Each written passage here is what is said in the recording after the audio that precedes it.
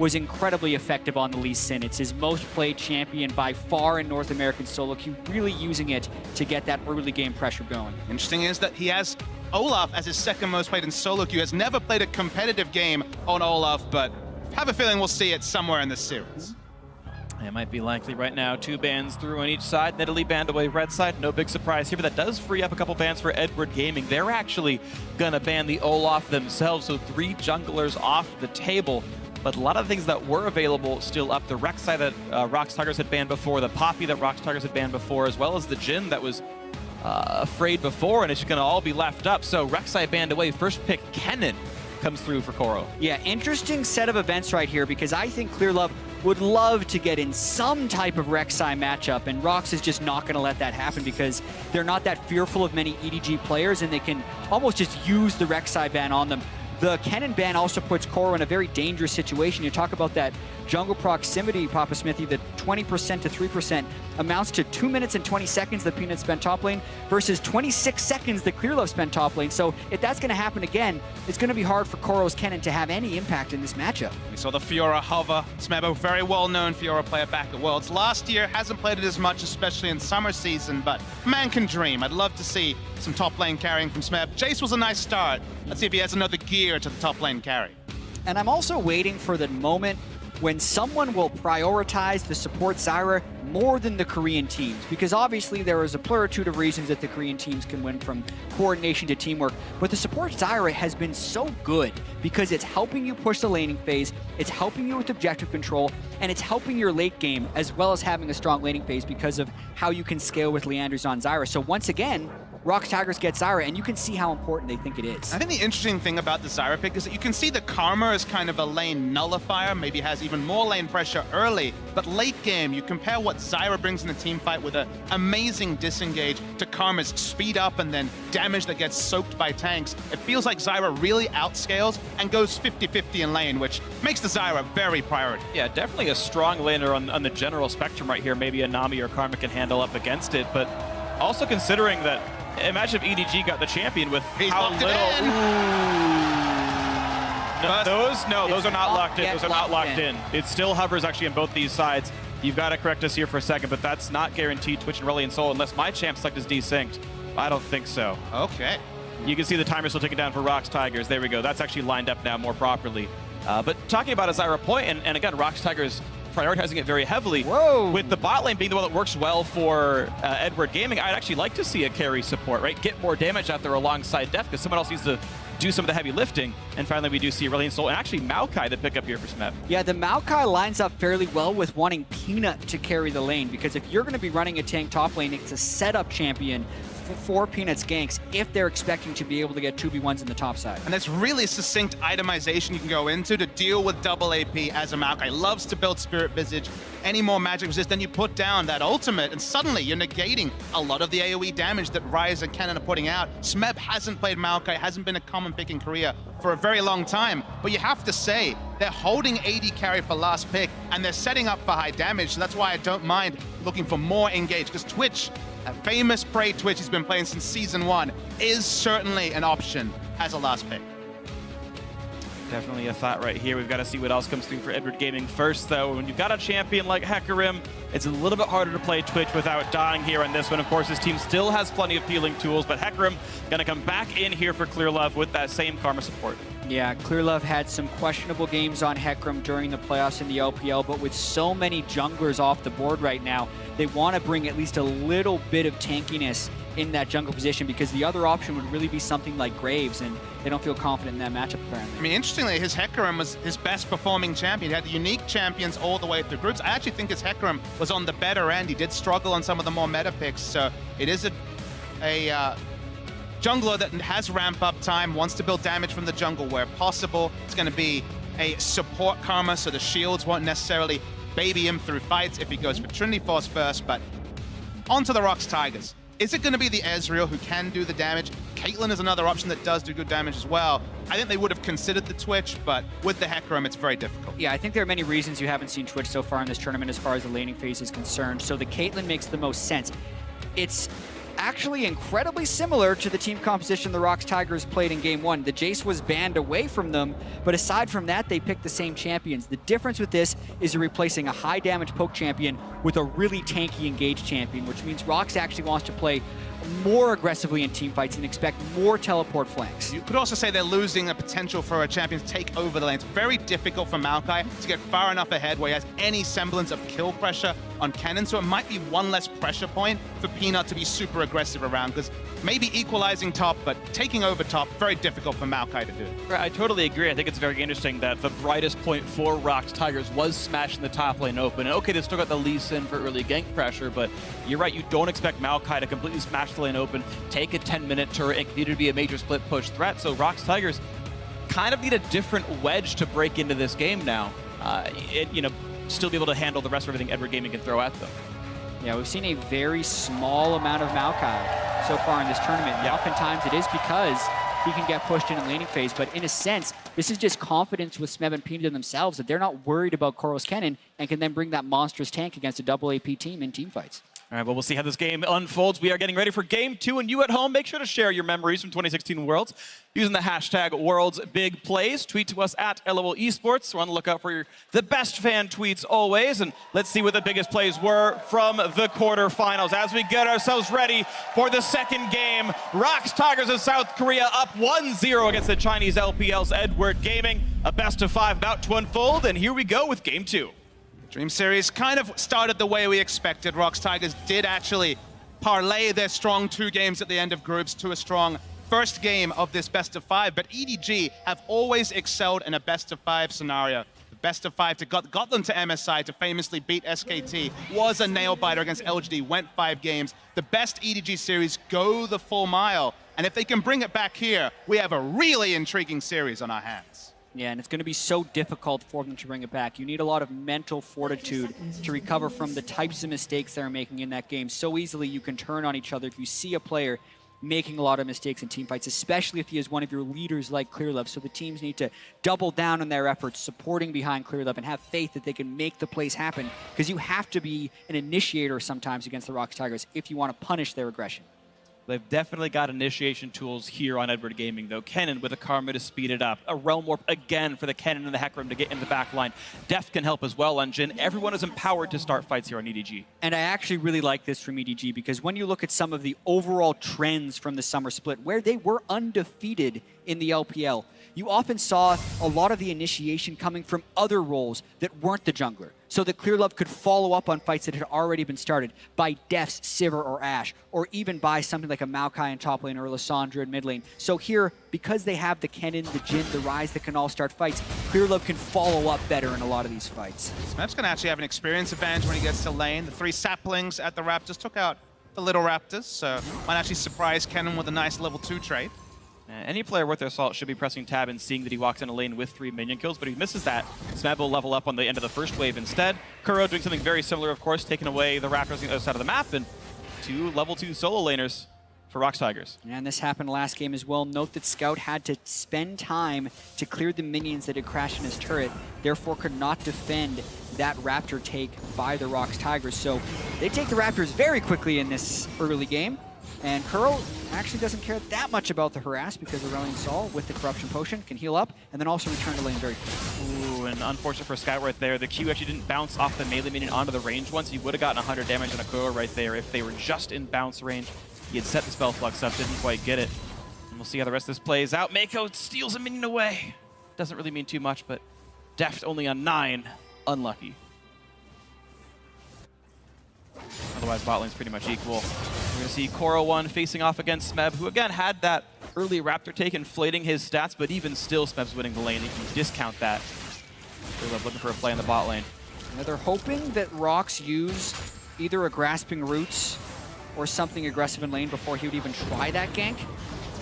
They end up giving it some respect, and Clearlove goes to clear the rest of the jungle. One of the reasons why it's smart to path around bot to look for that unlikely Hecarim level 3 gank is if you actually get Zyra's flash down early, Karma can just kind of run at the Zyra. She's still very squishy. The tether comes in, and that can be another potential way to attack the bot lane. So if you get the flash, it's a big win, but Clearlove, this time at least, time wasted. Nice little deadly flourish there by Deft for getting a bit of damage in. So far, bot lane a bit equal. It's just the major push lead here for the ROX Tigers duo. Would you expect, based on the champion select here, and it's really on either Clear Love to put in gank pressure to stop that from happening, or the rest of EDG to survive or lay under their turret more often than not, you might see something more volatile happen in the next couple of minutes here as they've been trading blows back and forth otherwise. So both junglers far enough away that nothing should be happening. Notice Kuro also gets the blue buff handed off to him by Peanut. Might be less likely that Scout can get a blue buff. There is a mana-hungry Hecarim in the jungle on EDG's side, so this actually just increases the amount of pressure that Kuro can have in the mid lane, and also increases the rate at which he can roam to other lanes. And the way he shops, he actually prioritized fitting in the pink ward. With the play onto Kuro, he's gonna flash, the knockback's gonna still happen. Oh, he doesn't go far enough back, and Kuro gets back to his turret anyway. That was tight, nearly first blood for Edward Gaming. Yeah, but it does burn both summoners, which is actually super critical. Scout can flash for the next gank, and if Clear Love is level 6, that actually would be a kill. So they now have a way of getting an advantage in that mid lane if they can execute it, and if Peanut can't be there for the counter game. It's only going to be the double pink wards. So one just placed down by the Aurelion Sol on the top side of the lane. Lee Sin has one, but traditionally Peanut will be using that pink ward to actually help his top laner. But on Maokai, maybe there is a bit more priority for Peanut to be around the mid lane more than he has traditionally and in game 1. You're actually seeing the push pressure mean a lot now in this bottom lane. Look at the gold deficit right now. Or I should say gold lead for ROX Tigers, 600 up. Ooh. Decent. Kuro wants this actually. Doesn't have the Q up in time. It just now came back from cooldown. Smart of him to not complete the dive, but still took a turret shot he didn't need to. The earlier point, though, was the bottom lane matchup. -11 right now for Def. The push, of course, is always very hard for Jin to last hit properly under a turret. The reload and the limited shots are all very difficult for him, and the repeated push from ROX Tigers and the fact they're not really getting ganked is denying gold out of Def's hands. Yeah, and you can just see how good Gorilla and the rest of the Korean supports have been getting at this support sire. They have so much confidence, and in almost every game you're seeing the Karma pick directly into it. And you'd want the Karma to be able to land, harass, and have the kill threat, but it just hasn't been playing out that way. And Peanut is on the hunt. If Def can complete the recall, no! Oh, gonna get hit up with a couple of plants, but not rooted crucially. It's actually Gorilla saving that one for Mako, so Def stays alive. Here for the follow-up. Here comes a lot of the rest of the team. It's a bit of a 4v3 right here. Clear Love hoping to do a little bit of helping. The question is, when can Scout make it down? That Rise is on the roam. Gorilla to help control the brush. How brave does he really feel? Both top laners use TP to get back to lane, so everyone was shown down bottom side, and ROX actually decides not to go super aggressive this early in the game. Even though heal was down, Mako is still Karma and can have a very powerful shield in an attempt to dive, not to mention the exhaust. So for now, ROX understands that the poke on a Def gives them even more lane pressure, and that's enough for them in this moment. It was still a win for the ROX Tigers. Still got the heal down. They couldn't get a flash, which would have been really big. They could get the flash down on Def, but we'll still give them lane control and allow them to overextend as they have been the whole laning phase. This also handcuffs Clear Love to the bottom side because Peanut is spending time down here as well. So Clear Love really wants to rush level 6 so that he can go back mid lane and execute the gank we talked about with Rise. But the longer Peanut keeps him down here, the lower the jungler experience stays and the closer Kuro gets to his summoner spell. And there's even more importance there because remember, we're expecting expensive build for Clear Love. Trinity Force is an option. In general, the budget from the jungle is hard for Hecarim to really get ahead. A lot of poke coming on to Clear Love and friends. And Victor's getting behind as well, trying to absorb a little bit of XP down to this lane. And at the very least, yes, he's getting experience for the minion kills, but still not what he would have wanted in the jungle itself. And Kuro staying down here for several waves. And the thing is, if EDG abandon this, they're still giving up first turret. Even if they stay, they're likely to be giving up first turret. Clear Love still level 5, and he's caught. Caught out with Chain CC. First blood comes through, the flash into the kick for Peanut. Gets it down for himself. The re-engage by Scout means nothing. A body block on the overload is nice. And that is 600 gold in for ROX Tigers. But as Jat's saying, it was a lose-lose for EDG. Lee Sin can just get a warrior enchant, build some tank items. He'll do his role in teamfights. Clear Love desperately wants to be farming to keep that economy up on the Hecarim pick. He had nowhere to go. He ends up overstaying in lane, body blocking to allow Deft and Scout to walk up, and good focus fire and good macro from ROX Tigers. Peanut was level 6 as well. The flash kick while he still had his safeguard up makes it a completely safe execution in that situation, and that just really helps ROX Tigers early game. Once again, Peanut gonna look to punish.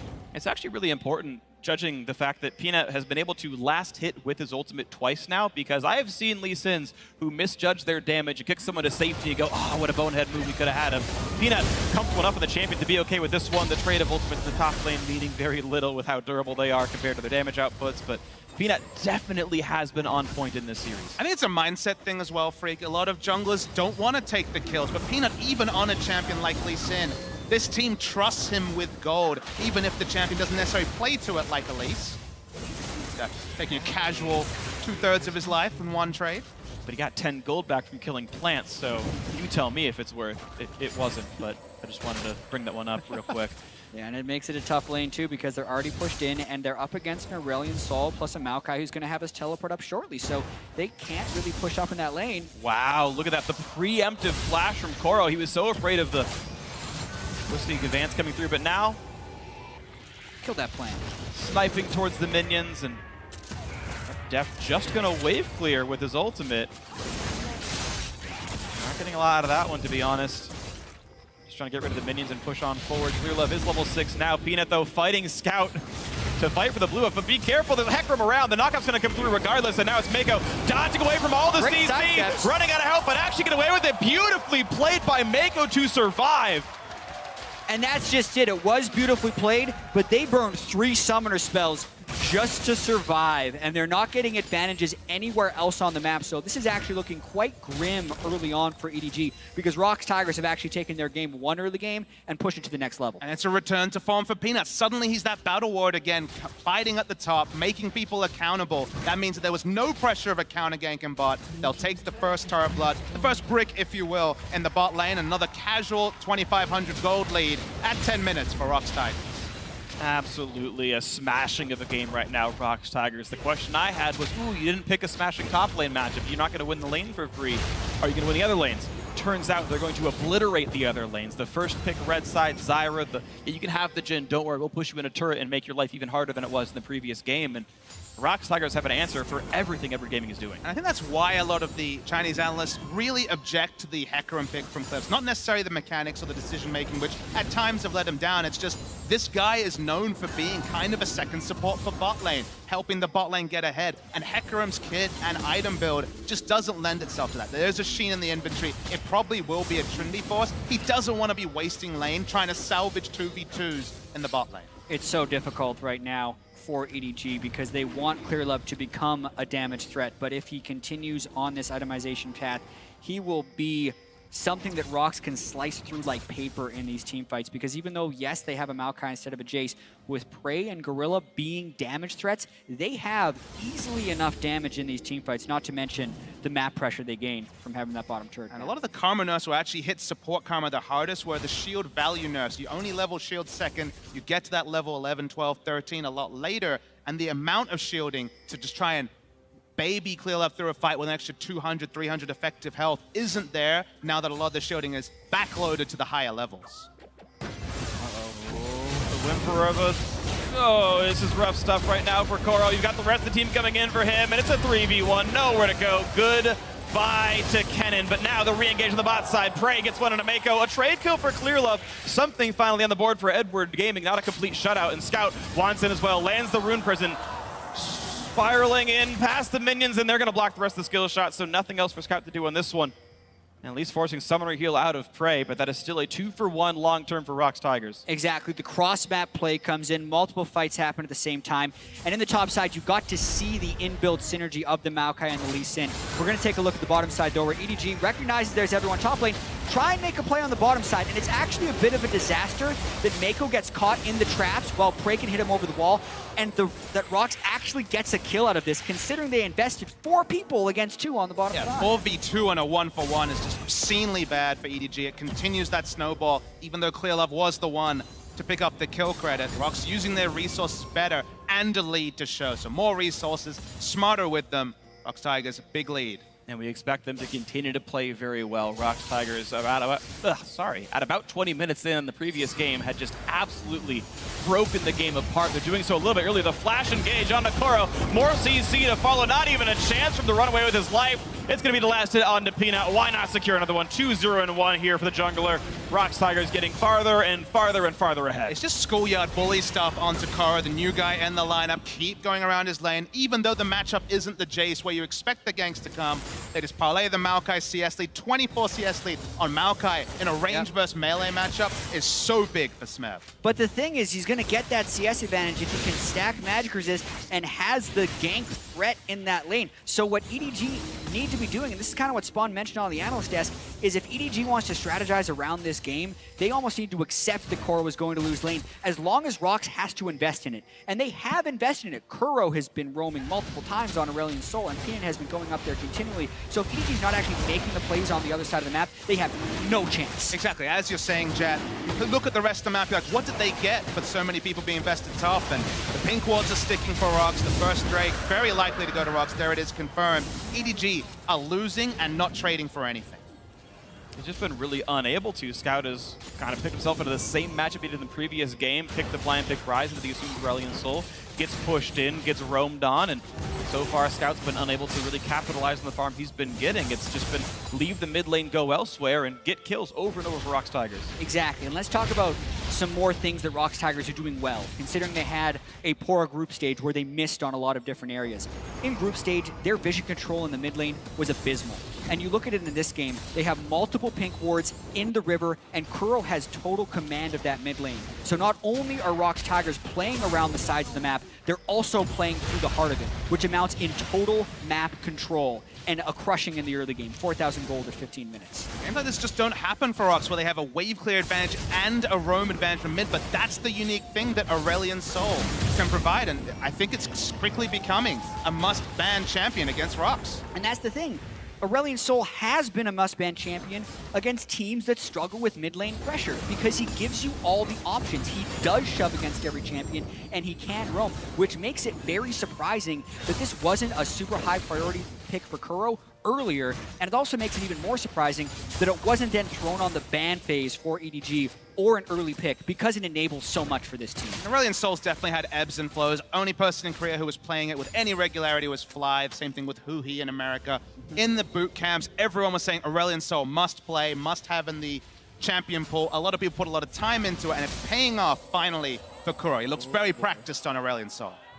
Definitely looks good on it, but you asked, Edward Gaming's bans, why don't they put that one in there? Well, they decided to add an Olaf ban to the mix, one that they had picked early in the previous game, and, well, didn't do much with Clear Love, but wanted to deny it from Peanut, but it clearly shows that Peanut's Lee Sin seems to be just as deadly, and I agree, Aurelion Sol definitely appears to be a bit of an issue right now for the Edward Gaming camp, as they're not trying to take it for themselves. Kuro's just doing very well so far today on this champion. 5,000 gold lead for ROX Tigers. They recently pressured down top lane outer. That wasn't too difficult either from the prior lane advantages Smeb was getting, as he's constantly pushing Kuro in around the map, up 27 minions, up a turret kill.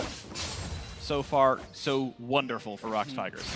And you just kind of think about what could EDG do to get back in this game. It's quite difficult thanks to the magic resist stacking on Smeb and the fact that Deft is very far behind the item curve of Prey. So you would hope that they can realm warp somehow into a numbers advantage fight. And this is what Scout hasn't necessarily been able to do on the Rise against the Aurelion Sol.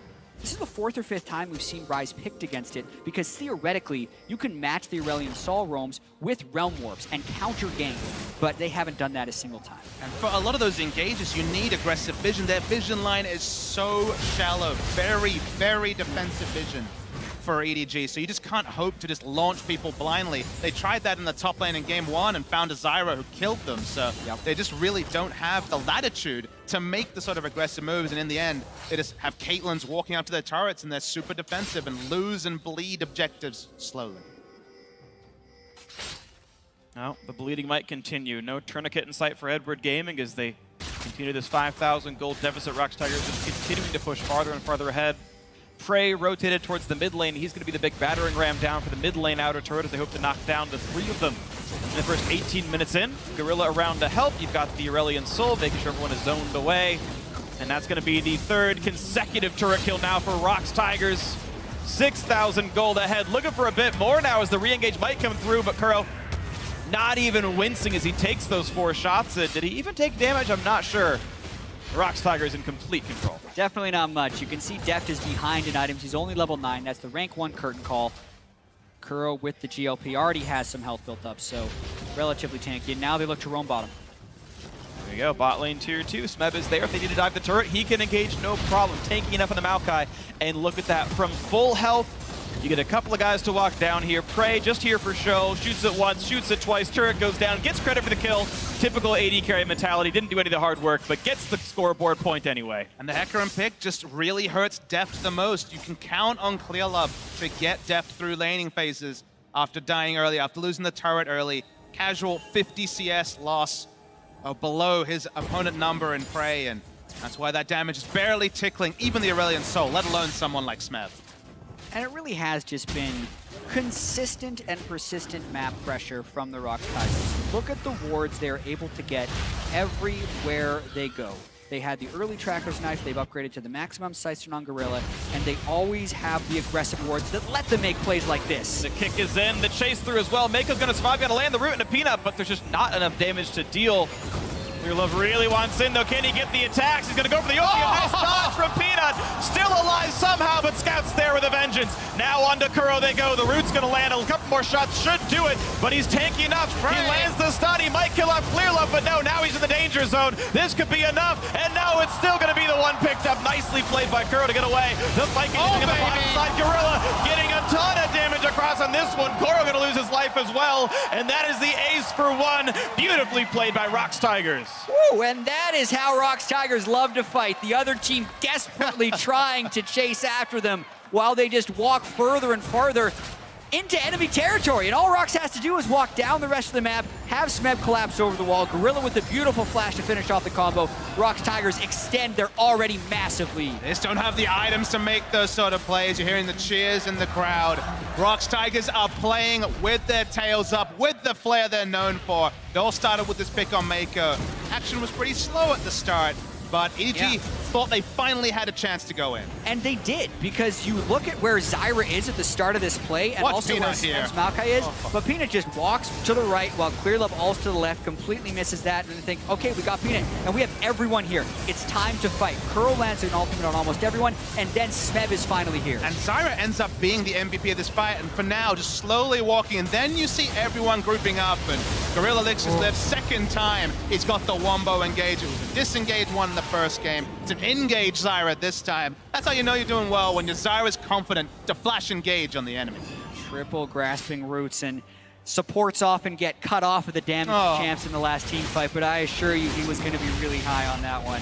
Still Kuro, as they're chasing after him, consistently damaging them the whole fight. Casual 10,000 gold lead for ROX now. Trinity Force, not even a Cinderhulk for Clearlove. It's just going to explode instantly when he tries to walk into a fight. Hecarim is only powerful if he can threaten and engage. If he just takes a couple of auto attacks from Prey, it's going to have to go back to Fountain.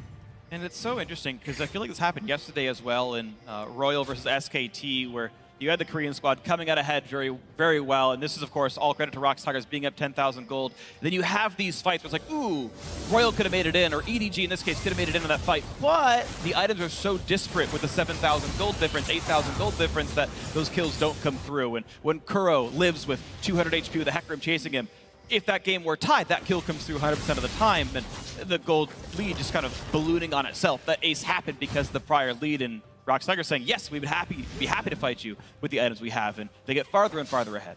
Can't just, get even further ahead than this game and then see ROX Tigers in this form and lick your lips at what SKT versus ROX in the semifinals may look like, because these are two practiced powerhouse of Korean League of Legends, but they play so differently.